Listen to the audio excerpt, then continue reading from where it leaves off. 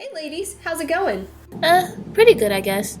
I'm so tired of hearing about the gods and the mortals. Please tell me you have something better to talk about today.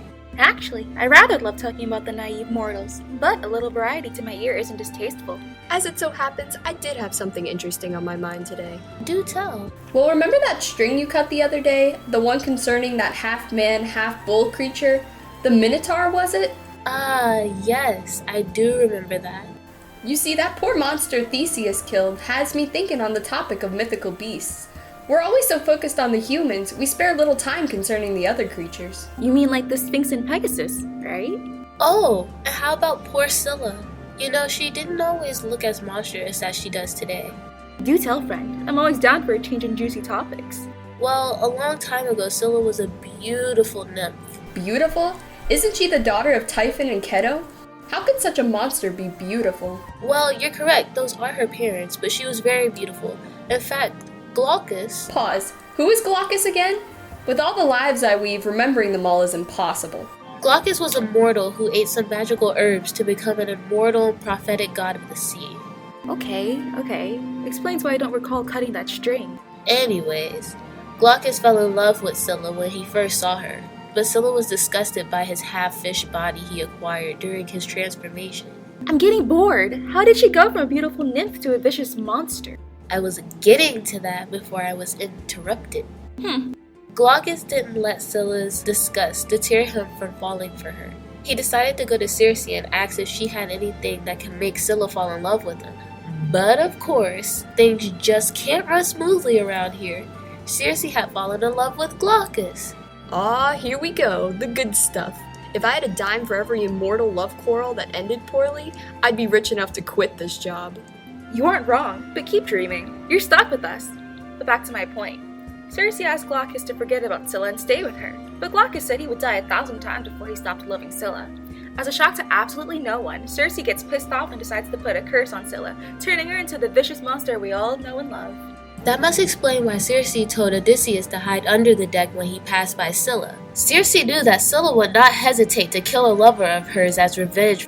Exactly! Her creation introduced the first moral dilemma in Greek mythology. This we saw when Circe told Odysseus to choose between Scylla and Charybdis, which was one of the obstacles he encountered on his journey. Wow, that really makes you think differently about the monsters. They have families and feelings just like the gods, demigods, and mortals. Yes, they do. In fact, the mother and father of a majority of the creatures we know are Echidna and Typhon. Huh? I thought you said Typhon and Ceto had Scylla. They did. Typhon had what mortals call an affair. However, the love of his life and his wife was Echidna. Wait, these names are starting to sound familiar. Aren't they brother and sister? Yes, they are. But you shouldn't be shocked. Gaia and Tartarus had created a few monsters as a tactic to win against the Olympians during the war against the Titans. They were failing horribly. Typhon was the very last and also the strongest monster they created before their death. That's why his name sounded familiar. Typhon was the one who ripped out Zeus's tendons, causing him to rapidly depart from the war. Typhon was the only monster who could handle Zeus's lightning bolts. In fact, there were multiple times that Typhon wounded Zeus. But of course, Zeus was eventually able to defeat Typhon with the help of Athena and Hermes. You mean that big bad Zeus couldn't beat Typhon all by himself? I bet he doesn't bring that up at dinner. Well, Echidna still remains guarding the treasures of Earth. It's been said that whenever she moves about the treasure, she shakes and yells, which is how earthquakes are made. That's just something mortals tell their offspring. You could be right, but she's really down there tricking men into her little cave. The top of her body is beautiful, and her bottom half is that of a serpent. She seduces the men, then squeezes them to death with her bottom half once they enter her cave. Well, that much we do know. Who do you think has to cut all their thread? Oh yeah. Typhon and Echidna are really important because the birth of their children helped evolve the new god. Which is ironic because the birth of Typhon and Echidna was to stop the evolution of new gods and protect the old gods. In fact, the war between the Titans and the Olympian gods ended after Typhon was killed. Didn't the end of the Titanomachy begin the transition from old gods to new gods? I believe it did. Well, now that the parental lineage has been refreshed, let's talk about the wild offspring these two produced. Oh, I know one. How about the Lernaean Hydra? Indeed, that dragon was a monster spawned from Echidna and Typhon. Let's see what I can remember. Hydra was a poison-spewing serpent who stalked the swampy lands of Lerna some time ago. She had 3 heads. No, 12? 50? The Hydra's number of heads is disputed, but a common consensus among more modern writers puts the head count at 9. Regardless of starting number, if you chop one off, 2 more were bound to grow back. All of these heads surrounded the Hydra's true head, the large central sprout that was immortal. I remember Hera took a liking to this beast as soon as she spun it. Once born, she raised Hydra into a savage-killing machine who tormented the local human populations by stealing livestock and poisoning waterways. Her true intentions were to have the beast kill the hero Hercules, but we won't get into the dirty details of that affair. It's worth noting that Hydra eventually settled in Lemnos Lake because an opening to the underworld laid in its depths. Many accounts claim that the beast guarded this entrance, although no one is really sure why. Maybe Hydra liked to feed on all the wandering souls Hermes delivered to that void. Oh, or perhaps she just liked the dark, ominous environment. I mean, Hydra was a scary, giant dragon. She obviously needed a dark and foreboding home. Set the mood, you know? Indeed. Despite all that, Heracles did eventually battle Hydra and slayed the monster as the second of his 12 trials. That's not right. I can see right here that Hydra's thread, though tattered, is still whole. Well, when I say slayed, I guess I mean its mortal body was defeated. Heracles challenged Hydra by first wrapping his face to prevent the poison gas from lowing him. He then recruited the help of his nephew Iolaus. Together, Heracles severed Hydra's extra heads while Iolaus burned the flesh shut to stop any regrowth. When only the final head remained, Heracles severed it from Hydra's body using a weapon blessed by Athena and buried it far underground to prevent any regeneration. Aren't you forgetting someone? We must honor Cancer the Crab and his noble sacrifice. Yeah, whether of his own accord or by Hera's influence, the crab did come to Hydra's aid. He acted as an equalizer to Iolaus. However, his life was quickly extinguished by the bottom of Heracles' foot. The fate of both these monsters can be found in the stars. After death, Hera honored them by sending their souls up into constellations. Interestingly, some rumors also say that the part of Hydra buried went down to Tartarus, where it acts as a punisher of criminal souls. Guess that explains why Hydra was chilling at the entrance of Hades. She knew her true calling, well, before Hera farmed a killing machine. Well, in the end, Hera did get her way. Heracles was finally felled by the leftovers of Hydra's venom sometime later. While we're on the topic of the underworld, I'd like to discuss the low hellhound himself, Cerberus. Ah, yes. Another one of Typhon and Echidna's children. The first, if my memory serves me well. Cerberus is the three-headed dog of Lord Hades. He works with loyalty of any good watchdog.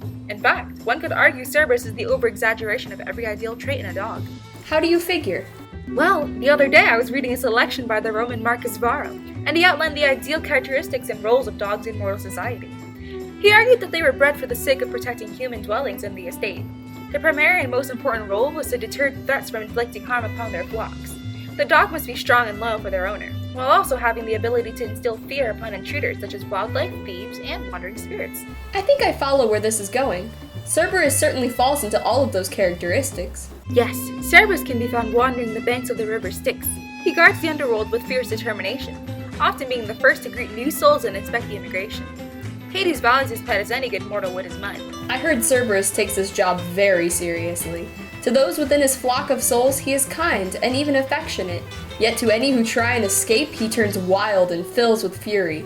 Rumor has it, the mane of snakes lining the triple necks of the hound flare to life, and any finding themselves bound in his jaws are shredded and covered in venomous drool. It was also known to gnaw on the bones of those disrespectfully killed, much like the mortal dogs above. Yikes! That sounds scary. I believe that's the point. The Greeks and Romans placed a high value on a good guard dog. It was used to instill fear. Did you know that they even bred their dogs to be different colors? White dogs were used more so in hunting so that other humans wouldn't mistake them for wolves. Meanwhile, those dogs who prowled the borders at night were kept darker so they could camouflage and catch thieves off guard. Oh, that explains why Cerberus's fur is pitch black. They say only the shimmer of his crimson eyes can be seen in the gloom of Hades. It's a wonder Hercules was able to capture him. Hercules' ability to overpower and drag Cerberus from his home demonstrates an ability to overcome one of the biggest fears for mortal humans. It explains why they were so awestruck when the dog was paraded through the Argive cities. Poor Cerberus. I'm sure he didn't appreciate that. I also know he doesn't like the sunlight too much. That's true. He was so distraught when Hercules dragged him up that he drooled his venom and from it sprouted a whole field of poisonous aconite plants. Luckily, he was able to escape and return to Hades' side soon after the ordeal. That's insane! You know what's pretty cool? Zeus has somewhat of a guard dog himself, who is another one of Echidna and Typhon's offspring. Seriously? I guess dogs just aren't a man's best friend. They're God's best friend, too. You really need to stop sneaking down to Earth to eavesdrop on the mortal conversations. Sorry, what were you saying? Anyway, the Harpies are not literally dogs, but they do act as Zeus's guard dogs. They somewhat resemble hellhounds in Christianity. You're referring to those demonic beasts of that new cult. I won't get into that. But what do the Harpies do? They are Zeus's tools for punishment. They also abduct and torture the souls of those on their way down to Hades. Fun fact, if there is a sudden or mysterious disappearance, guess who's responsible? I got this one. Is it Hades? Wait, no. Hermes? No, I got this. It's Circe. Boom, final answer. Pause. Is it us? Oh my Gaia, don't hurt yourself. It's the Harpies. I was close. Sure you were. Anyway, they were initially just a personification of destructive winds. They were first described as women with wings. Because what could be more dangerous than a woman with wings? A breasted woman with wings. I can't tell if you're using sarcasm or not. Yeah, so... As time went on, they evolved into a woman with a fair face and long hair, who has the body, wings, and feet of a bird, and large breasts. It's even said that the Harpies have a god-awful smell. How do they torture people? Oh, there's a story of King Phineus of Thrace. Zeus had granted him the gift of prophecy, and the mortal decided to use this against the gods. Zeus was furious. As he should have been. So he decided to blind Phineus and trap him on an island with a buffet of food. The Harpies would fly down and snatch the food before Phineus could eat it enough to satisfy his hunger. That means Phineus didn't starve to death, but he was always hungry. This went on for years. He can't still be on the island because it says here on this thread that Jason was fated to rescue Phineus. And that's exactly what he did. Jason and the Argonauts saved Phineus with the help of the winged Boreads. The winged Boreads drove the Harpies away but didn't harm them because the goddess Iris made them turn back. Where are the Harpies now? The Harpies escaped through their cave in Minoan Creek, leaving Strophides, which was their previous home. I always heard the story of King Pandarus and his daughters. I don't think I heard that one. Yeah, King Pandarus stole Zeus's golden dog, so Zeus killed Pandarus and his wife. But he spared the king's daughters, Cleodora and Merope, who were raised by Aphrodite. Eventually, they came of age and wanted to marry, so Aphrodite went to ask Zeus for permission to find them love, and instead Zeus ordered the Harpies to take the king's daughters to the Furies so they could work as servants. Zeus is a character. So there are monsters who just act blindly to leaders, and there are monsters who have their own mind? Interesting. You know, the Harpies remind me of another amazing creature. Their sibling, the Sphinx. Wait, I don't believe I ever started the thread for the Sphinx. Well, maybe it's because the Sphinx originated in Egyptian culture. Oh great, it's time for a history lesson. Yep, the Great Sphinx statue is located in Giza, Egypt. Theorists believe that it was built sometime between 2603 and 2578 BC. Why was it built? Pharaoh Khufu built the Great Pyramid, which is one of the 5 biggest pyramids in Egypt. When Khufu became pharaoh, he also built a pyramid. It wasn't as big as his father's, but it was surrounded by elaborate statues, one of which is the Great Sphinx. Oh yeah! Didn't they believe that the Great Sphinx was created in order to resurrect the soul of Pharaoh Khafre by channeling the power of the sun and other gods? I think they did. So the Egyptian version of the Sphinx weren't monsters who devoured those who traveled past them, unable to answer their riddles. No, that's the Greek interpretation of the Sphinx. Maybe it'll be easier to explain how the Sphinx have evolved from one culture to the next. In Egypt, the Sphinx were typically portrayed as males in headdresses that have the body of a lion and the head of a human. The statue of the Sphinx is very important in Egyptian culture. There are 2 cities that are connected by an alleyway called the Sphinx Alley. This alley is made up of statues of the Sphinx. It wasn't until around the 15th or 16th century BC that the Sphinx migrated into Asian and Greek culture. The Asians portrayed the Sphinx as a female with eagle wings who sits on her haunches with one paw raised. She still has the body of a lion and the head of a human, though. But that brings up the question, where in Asia? Don't be racist! Bold of you to assume. So, I'm guessing the Greeks are responsible for adding the serpent tail and the purpose of the riddle? Of course! How else would we know that the Sphinx was the offspring of Echidna? The serpent tail was 100% necessary. It's so sad what happened to the Sphinx after Oedipus solved her riddle. Actually, there's a theory that the Sphinx felt trapped and wanted to die. She was supposedly so relieved that Oedipus solved the riddle that as she was dying, she slept with him. I can honestly say, after looking at Oedipus's thread, I'm not shocked that this happened. What were we thinking when we spun his thread? Remember, we were all really bored spinning the same story for every mortal that we decided to mix things up a bit? I guess we got a little carried away. Guess we were still mixing things up from when we spun the serpents for hair, huh? Oh my goodness, the Gorgons! How could I forget about them?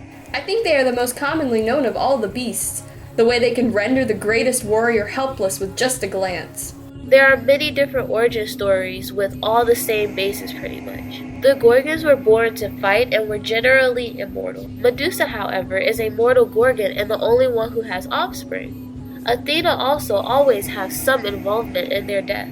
I really wonder why Athena hated them so much. Take a wild guess.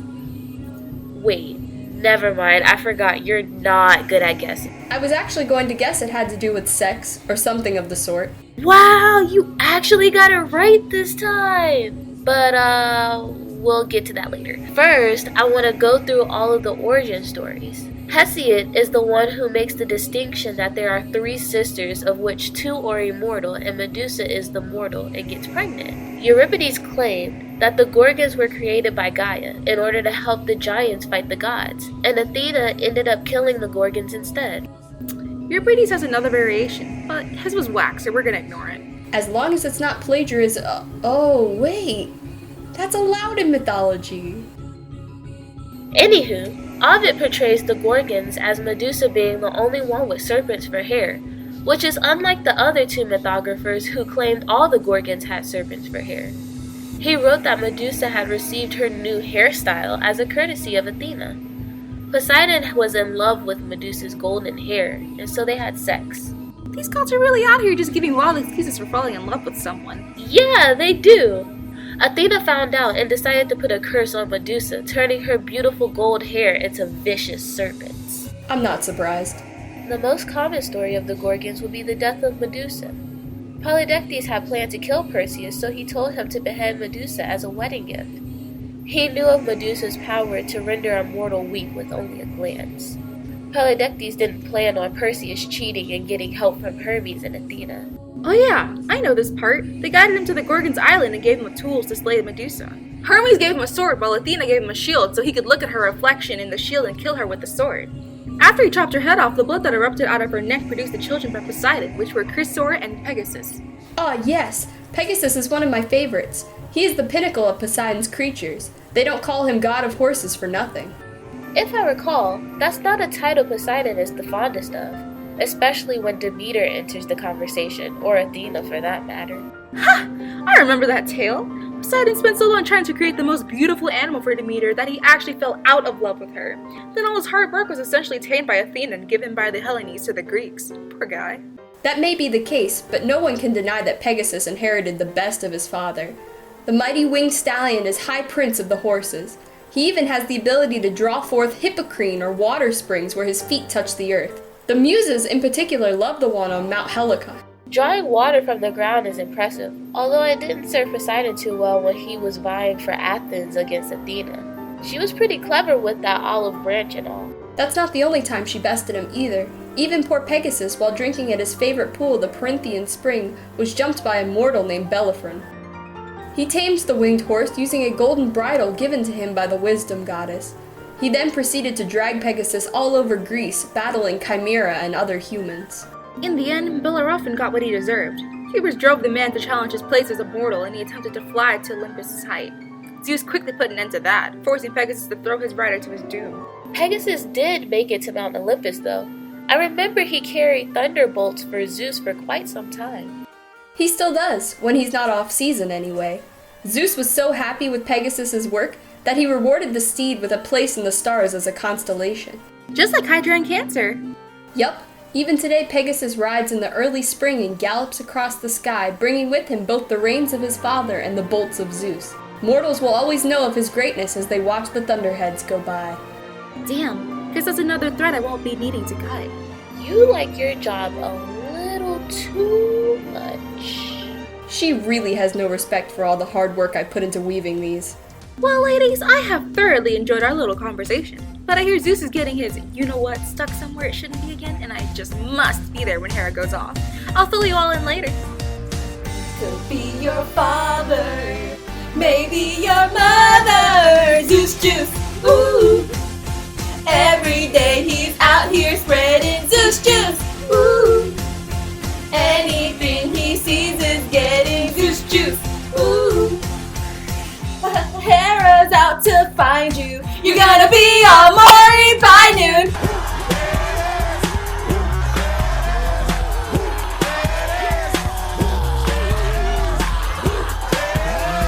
Upside down and inside out. I'm about to show all you folks what it's all about. Now it's time for me to get on the mic and make this motherfucking party hot. I'm taking it back to the old school, cause I'm an old fool who's so cool. If you wanna get down, I'ma show you the way.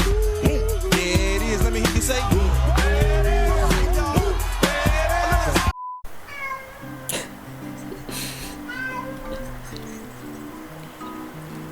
Let the poor cat out. As it so happens, I did have something interesting on my mind today. Are you gonna eat the entire time I'm doing this? This shit is good. Oh, yeah. Ooh, yeah. Alright, cool, man. Well, when I say slate... Oh my god! Gabriel! I got this one. Is it Hades? Wait, no. Hermes. No. I got this. It's Circe. Oh my fucking god! Whoa.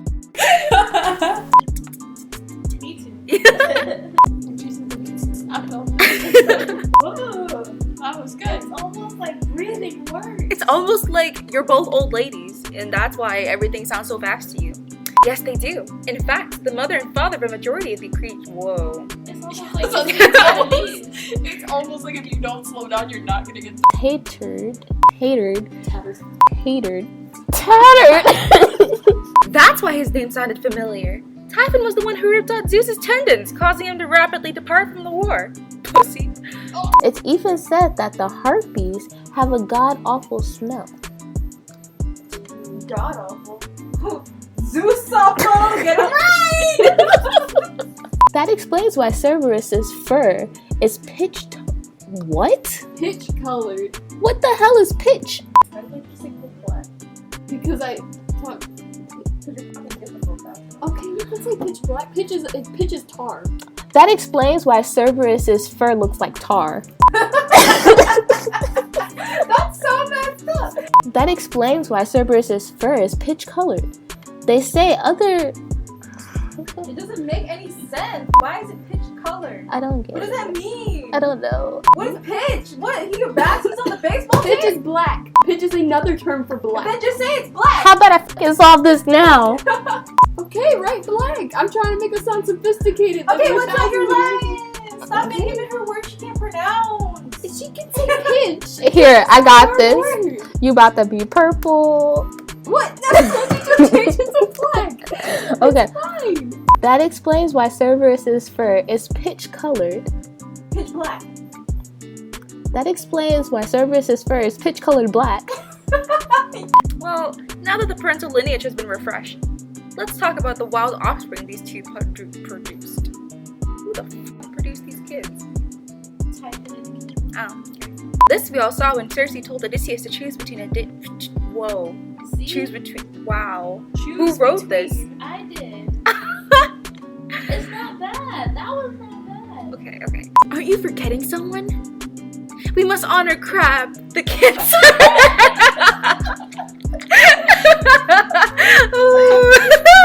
Yes. Aren't you forgetting someone? We must honor Cancer the crab and his noble sacrifice. Shut up! I was recording! Well, maybe it's because the Sphinx originated in European culture. Wow. Oh, Western colonization. Back at it again. I mean, Hydra was a... There we go. Giant scary dragon. Bar means I love you. Shut up. Alright. Hercules' ability to overpower and drag Cerberus from his home demonstrates an ability to overcome one of the biggest fears for mortal humans. No. Okay. The most common story of the Gorgons. As he should have been. What are you laughing about? What's it called? Sticks and stones may break my bones, but chains and whips excite me. Sha-la-la, come on. Zeus juice, ooh. Every days out here getting Zeus juice. Ooh, where's my backup, buddy? Do you want to look up a... I have a question. Yeah. If I drink water really close to the mic, do you think it'll pick it up? Let's figure it out.